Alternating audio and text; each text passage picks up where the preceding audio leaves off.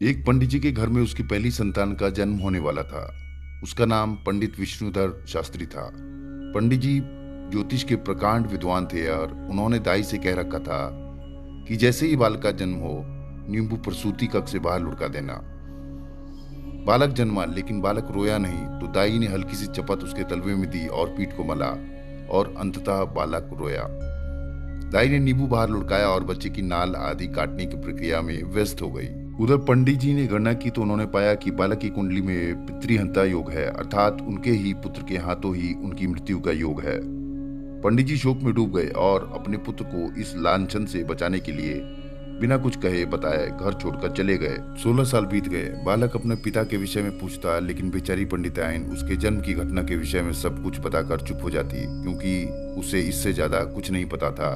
अस्तु पंडित जी का बेटा अपने पिता के पग चिन्हों पर चलते हुए प्रकांड ज्योतिषी बना। उसी बरस राज्य में वर्षा नहीं हुई। राजा ने डोंडी पिटवाई, जो भी वर्षा के विषय में सही भविष्यवाणी करेगा उसे मुंह मांगा इनाम मिलेगा, लेकिन गलत साबित हुई तो उसे मृत्युदंड मिलेगा। बालक ने गणना की और निकल पड़ा, लेकिन जब वह राज दरबार में पहुंचा तो देखा एक वृद्ध ज्योतिषी पहले ही आसन जमाए बैठे हैं। राजन, आज संध्या काल में ठीक 4 बजे वर्षा होगी, वृद्ध ज्योतिषी ने कहा।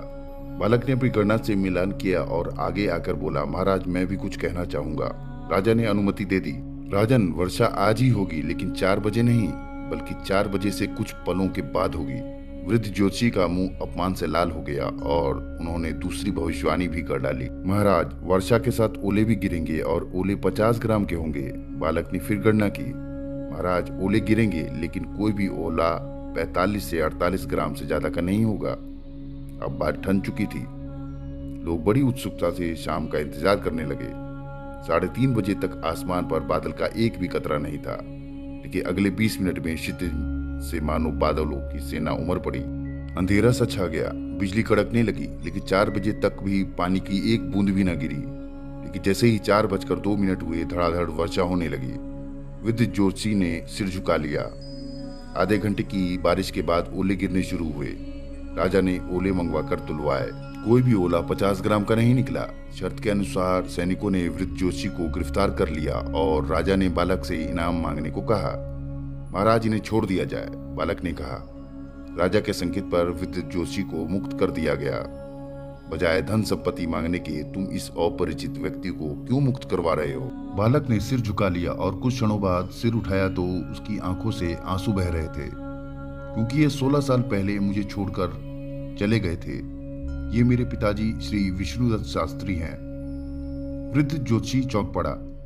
दोनों महल के बाहर चुपचाप आए, लेकिन अंततः पिता का वात्सल्य छलक पड़ा। अफक कर रोते हुए बालक को गले लगा लिया।